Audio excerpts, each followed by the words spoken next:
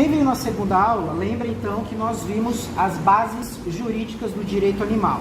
Falei que é como se o direito animal fosse uma construção, a gente colocou o piso, erguemos as paredes, hoje a gente ia colocar o telhado.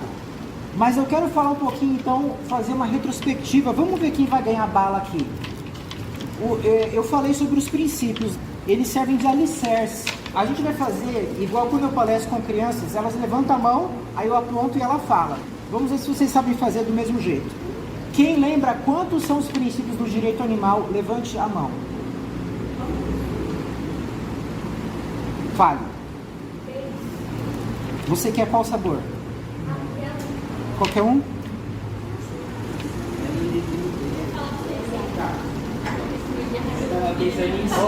Quem lembra? Você só vai consultar as suas anotações ou a sua memória, tá? Quem lembra o nome de algum princípio do direito animal, levante a mão. Diga. Não é ciência. A ciência é uma base metajurídica do direito animal. A gente viu lá na primeira aula.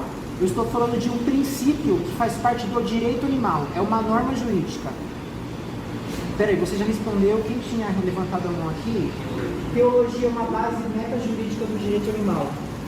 Alguém lembra algum princípio do direito animal? Levante a mão. Dou-lhe uma, dou-lhe duas, dou-lhe três, diga. Não, filosofia é uma base metajurídica. Vocês estão lá na primeira aula, hein? 3 princípios do direito animal. Dignidade animal, universalidade e prioridade da liberdade natural, tá? Agora, uma regra do direito animal. Alguém lembra? Levante a mão. Diga. Não maltratar. Qual que é o nome disso? É uma regra anti... Tá, eu vou te dar a bala. Qual que você quer? A verde? Menta. Pessoal, a regra anti-crueldade que está na Constituição, ela proíbe crueldade contra animais. Isso já é uma regra. Aí nós vimos várias leis que trazem regras também, que trazem proibições e prevêem crimes, inclusive, relacionados aos animais, né? Essas leis se chamam leis de crimes ambientais, porque na época o direito animal ele não era visto como um ramo do direito, ele era visto como um apêndice do direito ambiental, uma parte do direito ambiental. Hoje, os estudiosos estão vendo o direito animal como uma coisa diferente, e a gente vai ver, inclusive, que o direito ambiental e o direito animal às vezes entram em conflito. Alguém lembra alguma regra que está em alguma lei relacionada aos animais? Não pode fazer isso, não pode fazer aquilo? Levante a mão. Não pode abandonar. Tá, ninguém falou, mas você falou sem levantar a mão, mas eu vou te considerar. Não pode abandonar os animais. Qual sabor você quer? Tá. Alguém quer falar alguma outra regra? Levante a mão. Tá, eu vou deixar ele falar primeiro, porque ele não falou. Não pode perder os animais. Qual sabor você quer?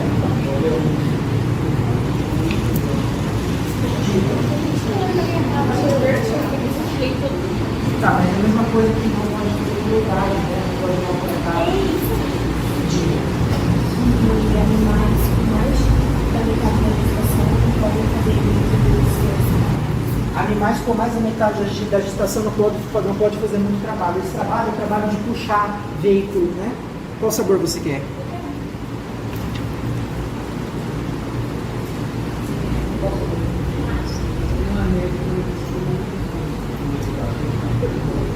Não pode pensar peixe em determinadas épocas. É chamada época do defeso. Qual sabor você quer?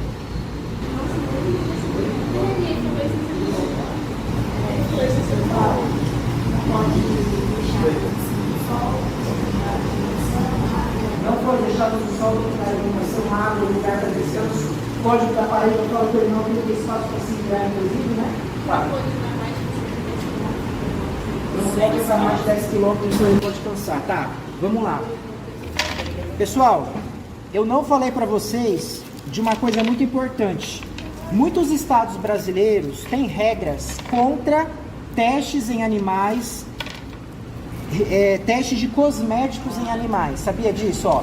Rio de Janeiro, Amazonas, São Paulo. São Paulo, desde 2014, é proibido você testar cosméticos em animais. Eles espirram no olho do coelho, o coelho fica cego, tá? Eles fazem isso, inclusive, com cães, principalmente da raça Beagle. Olha o que eles fazem com os coelhos. Eles ficam presos porque eles são torturados. Então, eles têm que ficar presos nisso aí. E eles até colocam um negócio assim para o coelho não conseguir fechar os olhos, porque eles têm que espirrar e têm que observar o efeito disso. Aí você vê um cão, o cão da raça Beagle que perdeu o olho em razão disso, tá?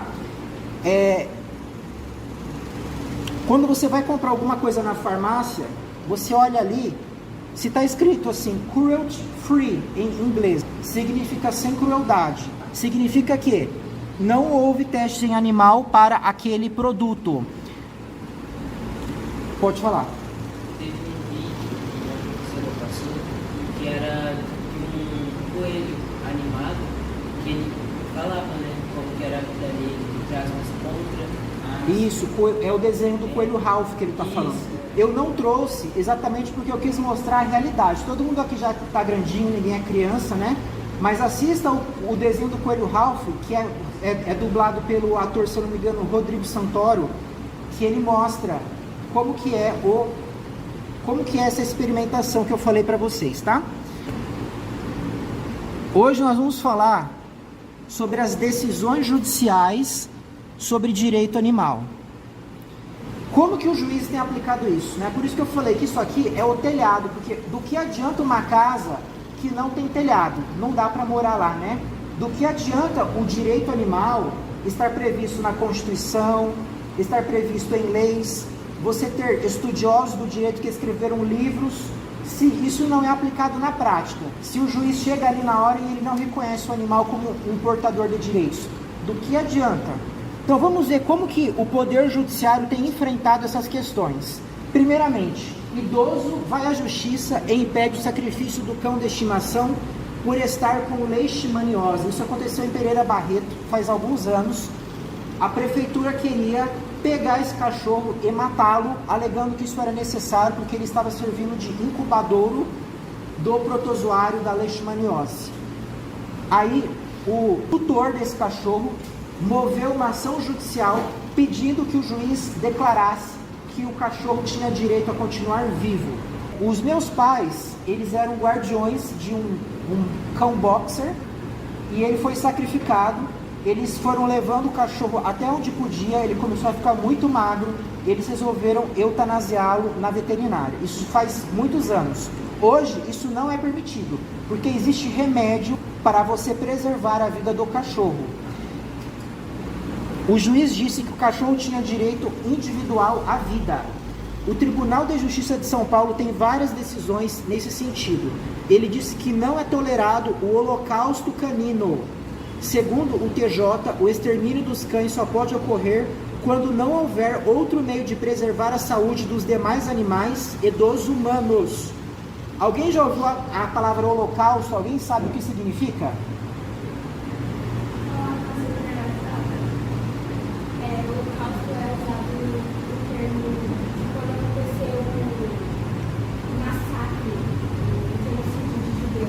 Exatamente, o massacre dos judeus, né, lá na Alemanha nazista, é chamado de holocausto. E o juiz usa a palavra holocausto para falar exatamente do morticínio de cães, né, porque isso é uma medida desnecessária, só pode ser usado em último recurso. O Tribunal de Justiça ainda decidiu que o poder público não pode usar gás asfixiante contra cães e gatos por ser método cruel. Segundo ele, os centros de controle de zoonoses devem preferir o controle populacional dos animais para impedir proliferação de raiva e leishmaniose, exterminando-os apenas quando indispensável para proteger a saúde humana, né? Então, enfim, pessoal, é ilegal, é inconstitucional, porque é cruel você matar um animal por estar com leishmaniose. Se você não conseguir o remédio, tem que mover uma ação judicial para que o juiz ordene que o município pague o remédio para o animal. Outra decisão, o Superior Tribunal de Justiça já impediu a asfixia de cães e gatos. Eu acho que eu pulei aqui. Não, tá certo. Eu falei do gás asfixiante, que inclusive era uma técnica usada pelos nazistas para matar as vítimas nos campos de concentração, né? Então, muitas prefeituras usavam esse método contra cães e gatos. O Superior Tribunal de Justiça é um tribunal nacional, né? Ele pega processos que vêm do Brasil inteiro. E ele também já decidiu que não pode haver asfixia de cães ou gatos por ser cruel. E a Constituição proíbe a crueldade contra animais. Em outro processo, permitiu que um dos ex-companheiros de união estável pudesse visitar a cadela adquirida durante a união, aplicando a mesma regra cabível a crianças humanas. Sabe como que se chama isso? Família multiespécie. Aquele animal, ele passa a integrar a família. E aí, a família, no caso, entre os humanos se desfaz, né? O casamento se dissolve, a união estável deixa de existir, mas e o vínculo com o animal? Continua. Ele é um filho não humano. Aí, um dos ex-companheiros moveu uma ação na justiça para conseguir garantido o direito a visitar a cadela. Consta na decisão: os animais de companhia são seres que, inevitavelmente, possuem natureza especial e, como ser senciente, dotados de sensibilidade, sentindo as mesmas dores e necessidades biopsicológicas dos animais racionais, também devem ter o seu bem-estar considerado. Os juízes consideraram o interesse do senciente humano, que queria visitar o animal, e o interesse do senciente canino, que também desejava ser visitado, né? Só que tem um probleminha nesse trecho aí. Alguém quer chutar, pessoal? Sem necessidade de acertar, tá? Eu consigo ver alguma coisa aí que eu corrigiria esse juiz. Ó, ele fala ali de animais racionais. Sabe de que ele está falando? Dos seres humanos, né? Como se os outros animais não raciocinassem. Quem veio na primeira aula viu os vídeos que eu mostrei que os animais pensam para resolver problemas. Inclusive o polvo, ele até para, né? Ele fica, igual a gente às vezes, ele fica pensando, já sei, ele vai lá e puxa a alavanca. Então, se você entende que raciocínio é isso, os outros animais que têm sistema nervoso central, mamíferos, aves, polvos, peixes e muito provavelmente insetos também, como eu já falei, os cientistas descobriram que as abelhas conseguem tomar decisões, memorizar rostos humanos e muitas outras coisas, né? Então, eles também raciocinam. O que eles não fazem é fazer um planejamento assim, do futuro deles, né? Igual vocês aqui. Vocês receberam um convite maravilhoso aqui, né? Quem aqui quer trabalhar, né? Vocês pensam, onde que eu quero estar daqui a 1 ano, daqui a 5 anos, o que eu quero fazer da vida? Os animais não são assim, eles não pensam tão lá na frente assim como nós. Mas do jeitinho deles, eles raciocinam. Então, eu só corrigiria isso aí, eu colocaria assim, animais humanos, alguma coisa nesse sentido, né? Mas é legal que ele colocou que os animais são seres sencientes, né? Que conseguem sentir as coisas. O STJ ainda deixou que o papagaio continuasse na casa de sua tutora humana, apesar da proibição legal de que animais silvestres sejam apanhados e da determinação de que eles devem ser reintroduzidos à natureza ou mantidos em locais adaptados. Olha aí, é proibido apanhar animal silvestre, é crime. Se ele for apanhado, o IBAMA tem que levar de volta para a natureza. Mas ele não está acostumado, ele já está fora da natureza há muito tempo, ele vai acabar morrendo de fome. Então a gente vai colocar ele em algum local adaptado, que reproduz as condições naturais. Em último caso, ele pode até ir para um zoológico para que ele se acostume com os outros animais, mas depois ele tem que ser libertado na medida do possível. Diga. Eu tenho uma pergunta. Tipo assim, vamos supor que alguém achou um filhote de macaco na rua, e aí ele leva para casa para cuidar e tal. E aí tem essa regra de que se o animal realmente não puder ser libertado na natureza, ele vai para um lugar adaptado. Mas e como faz, tipo assim, porque ele vai sentir saudade da pessoa que cuida dele? Esse é um problema muito sério, de verdade. É por isso que tem pessoas que até discordam disso aqui.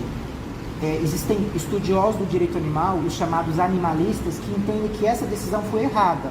Porque essa não é uma pergunta de resposta fácil. Vocês ouviram o que ela falou? Alguém pega um macaco bebezinho, fica criando ele como se fosse um animal de estimação. Mas ele vai sentir falta do humano depois. Então, olha o que aconteceu. O STJ permitiu que o papagaio continuasse com a sua guardiã humana, dizendo que a reintegração da ave ao seu habitat natural pode ocasionar-lhe mais prejuízo do que benefícios, tendo em vista que o papagaio já possui hábitos de ave de estimação, convivendo há cerca de 23 anos com a humana. Então, ele entendeu assim, que apesar de a lei proibir o que aconteceu, e ela inclusive prever que o animal tem que ser tirado do convívio e, se possível, colocado de volta na maca, nesse caso, ele é como se fosse um cachorro ou um gato de estimação, não tem como levá-lo de volta, tá? Então, nessa questão que você está falando, se aplicaria isso aqui, né? Só que tem juiz que poderia entender de outra forma. Talvez o animal não poderia ser solto, mas ele teria que ficar em alguma instituição protetora, alguma coisa assim. Talvez com direito de visitas, porque não, né? O humano visitando. Porque isso aqui, querendo ou não, acaba estimulando outras pessoas a fazerem a mesma coisa. Eu vou pegar o animal, vou esconder na minha casa, aí daqui a uns anos ninguém vai poder fazer mais nada. É um problema que não tem resposta fácil. E o direito é assim, tá? Não é matemática, pessoal. O direito tem 2, 3 respostas para a mesma pergunta. Uma lei de Guarulhos, São Paulo, proibiu o uso de animais para puxar veículos, montados ou não. E a Associação dos Cavaleiros de Guarulhos moveu ação judicial para derrubar a lei, alegando que ela feria a tradição local e o direito de ir e vir dos humanos. Tem muitas cidades que proíbem o uso de animais para puxar veículos. O juiz negou o pedido e, para isso, usou fundamentos animalistas e não ambientalistas. Esse juiz, pessoal, mostrou que ele estudou bastante direito animal. Olha o que ele escreveu. Constituem objetivos fundamentais da República Federativa do Brasil a solidariedade e a promoção do bem de todos, não restringido à Constituição a solidariedade e o bem de todos à espécie humana. A Constituição é enfática a determinar o bem de todos sem preconceito de origem, podendo-se ler origem humana ou não humana. Isso que está entre parênteses são artigos da Constituição. Artigo 3º, inciso 1, fala: são objetivos fundamentais da República Federativa do Brasil. Aí coloca primeiro, solidariedade. No parágrafo, ou melhor, no inciso 4º, ele fala: promover o bem de todos, sem preconceito de origem, raça, etc. Então, o próprio juiz fala, a Constituição não diz que isso se aplica apenas aos humanos. Se para a Constituição existe a dignidade da pessoa humana, logicamente existe a dignidade que não é humana, pois se a dignidade fosse atributo somente possível aos seres humanos, bastaria mencionar dignidade ou dignidade da pessoa. Qual é um princípio do direito animal? Dignidade animal. A Constituição diz que são fundamentos da República Federativa do Brasil. Primeiro fundamento, dignidade da pessoa humana. Aí alguns juristas, alguns estudiosos do direito, leem aquilo ali e falam, olha aí, a Constituição fala, tem que ser dignidade da pessoa humana. Esse que é o fundamento da nossa República. Os animais não são indivíduos, eles não têm direitos, eles são coisas que nós podemos usar como quisermos. Negativo. Esse juiz entende que se fosse assim, a Constituição não falaria dignidade da pessoa humana. Se a dignidade fosse só dos seres humanos, ficaria redundante. Se ela está dizendo que existe a dignidade humana, significa que existe a dignidade que não é humana. E nós vimos na segunda aula que a Constituição proíbe crueldade contra animais. Significa, portanto, que os animais são dignos, eles têm direito de não serem maltratados. Ainda que não tenha a expressão dignidade animal na Constituição, mas a gente raciocinando chega nessa conclusão. Em consequência, os animais sencientes, considerados indivíduos, também são sujeitos de direitos em relação à dignidade, à vida, à liberdade, todos qualificados como direitos fundamentais, bem como a igual consideração de interesse. Pessoal, o direito brasileiro não protege os animais não humanos do mesmo jeito que os animais humanos, tá? Os animais humanos são hiperprotegidos. Aí lá embaixo você tem cães e gatos, e depois você tem os outros animais, tá? Na filosofia, isso é muito criticado. Os filósofos que falam sobre princípio da igual consideração de interesses dizem que todos os sencientes deveriam ser tratados do mesmo jeito. Mas não é o que acontece ainda. A Constituição permite o quê? A pesca comercial e a pecuária, que são atividades que chacinam trilhões de animais por ano. Não são bilhões, são trilhões.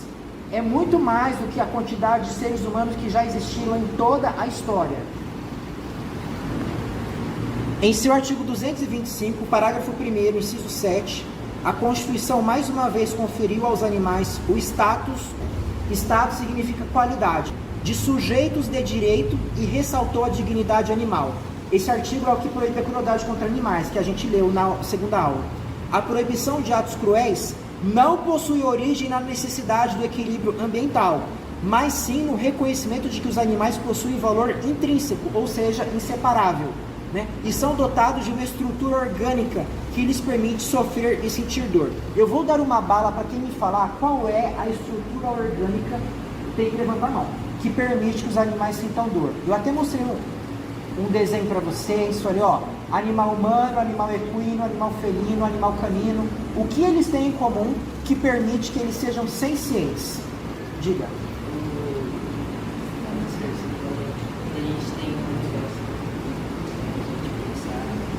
Tá, se ninguém mais responder, você tá no caminho, se ninguém responder certinho, eu vou te dar bala, pode falar. Faltou uma palavrinha. Diga. Aê, ó, vou fazer o seguinte, vou dar uma bala para cada um. Qual que você quer? Qual que você quer? Qual que você quer? Exatamente, o sistema nervoso central é formado pelo encéfalo que fica dentro do crânio e medula espinhal que fica dentro da nossa coluna vertebral. Mas mesmo os animais que não são vertebrados também têm, né? O polvo, por exemplo, ele não tem osso, mas ele tem sistema nervoso central. Os insetos não são vertebrados, mas eles também têm o sisteminha nervoso central deles. Então você vê que o juiz entendeu que a crueldade contra animais não tem a ver com o equilíbrio ambiental propriamente dito, mas tem a ver com o direito do animal. Dessa forma, a lei municipal que traz a proibição de condução de veículos de tração animal, montados ou não, é constitucional. Então, ele negou o pedido da Associação de Cavaleiros. Eles queriam que ele declarasse que a lei feria o direito de ir e vir que está na Constituição. Isso falou, não. Vocês têm direito de ir e vir, mas o animal tem direito de não ser tratado com crueldade. Então, essa lei está de acordo com a Constituição. Olha que caso interessante. Um macaco tinha mais de 50 anos, vivia há décadas no zoológico de Sorocaba e não havia notícia de maus tratos contra ele. Uma associação de proteção aos animais moveu a ação em seu próprio nome, pedindo a transferência do primata para o santuário. A associação foi lá e pediu para o juiz, mande transferir esse macaco para o santuário. Quem veio na segunda aula sabe qual é a diferença entre zoológico e santuário. Eu até mostrei um vídeo de uma promotora de justiça. Alguém sabe me falar a diferença? Levanta a mão. Diga. O zoológico é quando os animais ficam em exposição para diversão humana, e santuário é um lugar adaptado, onde ficam os animais para eles serem cuidados. Perfeito. Então, eles não têm condição de voltar para a prática natural. Pode falar. Um lugar muito bem cuidado, a gente coloca coisas lá meio na posso vender, Tá. mas eu fico com a mão. Pode falar. Falou aí, mas o zoológico também ele serve para os animais, no caso, que sofreram abuso ou foram tirados do seu habitat, eles vão para o zoológico, eles vão ser reabilitados, ou vão para o santuário, ou eles vão voltar para o seu canto. Tá, ela respondeu direitinho, eu só não vou te dar bala porque isso que você falou, eu falei hoje também, tá? Isso que ela falou, eu não tinha falado hoje. Qual sabor você quer? É isso mesmo, pessoal. Olha o que aconteceu. O Tribunal de Justiça de São Paulo ordenou a medida, considerando que o santuário ofereceria melhores condições de vida ao macaco, com cuidados especializados. Na decisão, invocou-se o princípio ambiental da senciência. Eu estou vendo outro defeito aí nessa decisão. Alguém sabe me falar alguma coisa que pode estar errado aí? Pessoal, senciência não é princípio. Senciência é um fato biopsicológico. A senciência, ela vem do mundo natural, ela não faz parte do mundo das normas jurídicas, não é uma coisa do direito, né? Ele deveria colocar assim, princípio da dignidade animal, ou então princípio da prioridade da liberdade natural, aí sim, ficaria bonito. Ele fala de princípio ambiental, mas isso aí não tem a ver com direito ambiental, não tem nada a ver. O macaco estava preso, estava na jaula, ele não estava na floresta, pessoal. Ele ia ser transferido para um lugar que era, inclusive, administrado por seres humanos ali, né? Mas muitas vezes acontece isso. Alguns juízes, eles ainda veem essas questões de direitos dos animais como sendo parte do direito ambiental, né? O que importa é que o animal teve o seu direito respeitado aí. Agora vem a grande polêmica. Animais não humanos podem mover ações judiciais? Pode falar. Pode, porque até você tinha gostado, acho que tinha sido um cachorro que tinha meio que movido uma ação porque tinha sido invocado. A questão não está resolvida.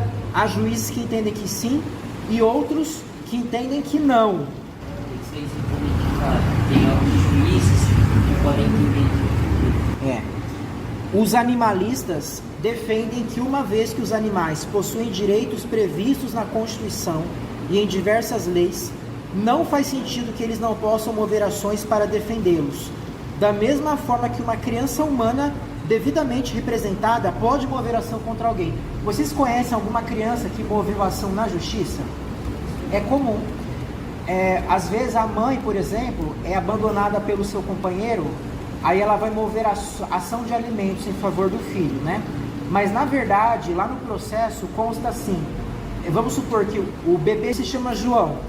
Lá no processo, o advogado coloca assim: João, representado pela sua genitora fulana, vem à presença do juiz para pedir que o cicrano, que é o pai, seja condenado a pagar determinados valores a título de pensão alimentícia.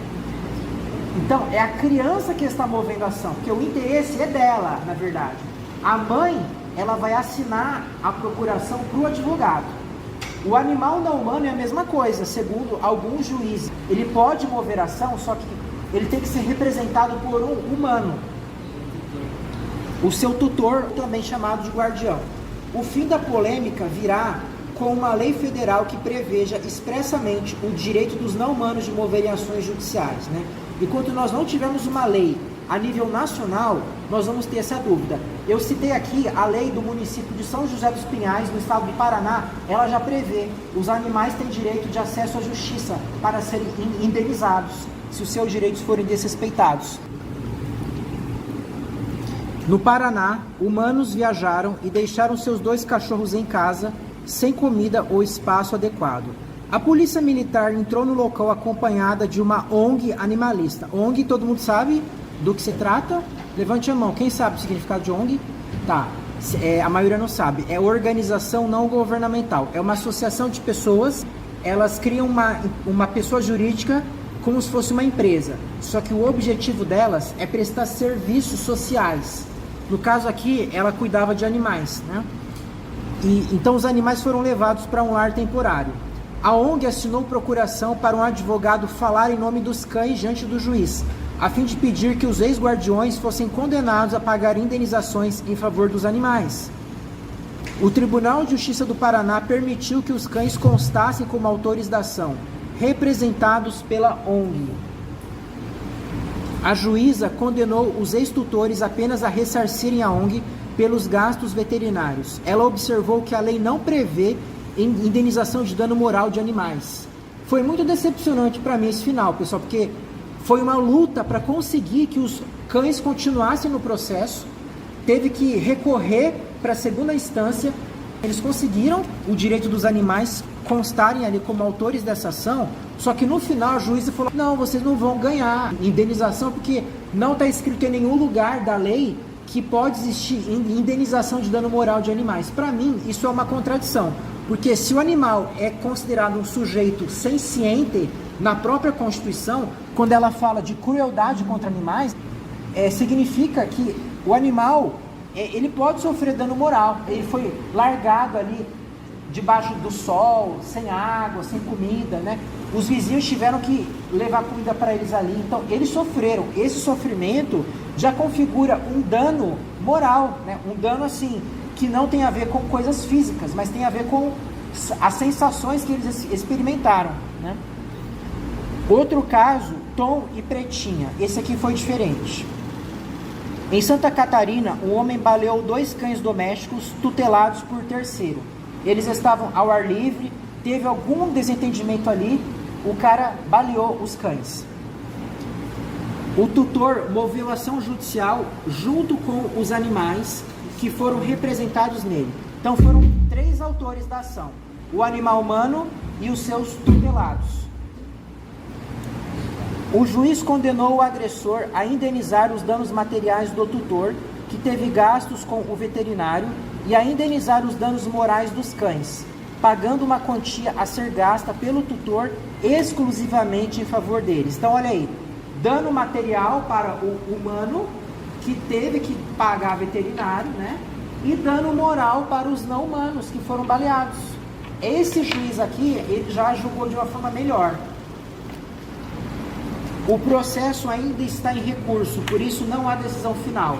Nós não sabemos se essa decisão vai ser mantida ou não, mas independentemente disso, é muito valioso que já existiu um juiz que não só reconhece o direito dos animais de moverem ações, mas também de serem indenizados.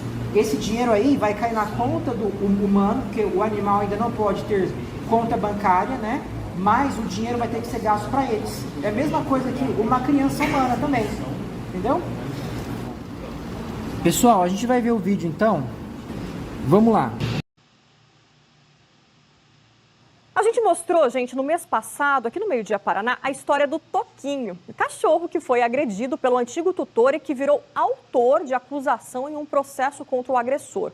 Uma ONG e o próprio Toquinho pedem danos morais pela agressão e que o homem que responde em liberdade também seja punido criminalmente. Esse processo está em andamento, mas agora escuta só essa. O primeiro caso em que cães foram aceitos como parte em um processo foi em Cascavel, na região oeste do estado. E o Spike e o Rambo fizeram história de novo. Eles são autores da primeira sentença definitiva com animais como parte de um processo. Eles foram resgatados de uma situação de maus tratos em janeiro de 2020.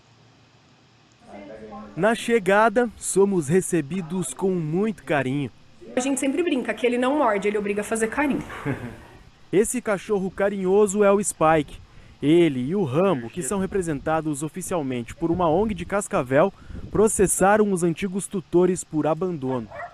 A Eveline, voluntária da ONG, foi uma das responsáveis por resgatar os 2 cachorros em janeiro de 2020, depois que vizinhos denunciaram os antigos tutores que haviam viajado e os deixado sozinhos por quase um mês. Acompanhamos toda a tramitação até para documentar da forma correta esse resgate e depois o acompanhamento tanto do inquérito policial pela situação de maus tratos quanto da ação indenizatória, né, em razão do sofrimento deles, em razão do custo de reabilitação da saúde deles. Depois do resgate, a ONG entrou na justiça pedindo a tutoria dos 2 cães. Os antigos tutores também fizeram um pedido para ter os cachorros de volta, mas isso foi negado. Foi então que a ONG precisou encontrar um lar temporário para os 2, até que a justiça chegasse a uma decisão. Enquanto o processo corria na justiça, os lares do acolhimento do Spike e do Rambo foram mantidos em segredo para não atrapalhar nenhuma parte desse processo. Depois que a sentença definiu a guarda definitiva para a ONG, os 2 animais foram mantidos com as famílias acolhedoras e adotados definitivamente, onde eles já estavam muito bem adaptados. Na nova casa, o Spike foi rebatizado de Phelps e já está até no novo quadro da família. E quando nós nos conhecemos e os 2 estão envolvidos com exercício físico, a gente sempre falava que a gente queria um cachorro que se chamasse Michael Phelps. Mas a gente teve a oportunidade de adotar uma fêmea primeiro, então essa chance morreu ali. E aí quando ele veio, a gente falou, é o nosso momento. E eu acho que rebatizar vai ser importante porque vai começar a nova história dele, que é a história nossa com ele. E aí nós rebatizamos ele e hoje ele é o Michael Phelps. Já o Rambo ficou em um lar temporário e não se adaptou inicialmente. Ele foi então acolhido pela Eveline e agora já está adaptado à nova família. Agora ele já está na minha casa bem adaptado com os outros animais que eu tenho, né, com a família. Então ele já se sente membro desta família multiespécie e agora ali ele permanece. Até porque para ele agora seria um novo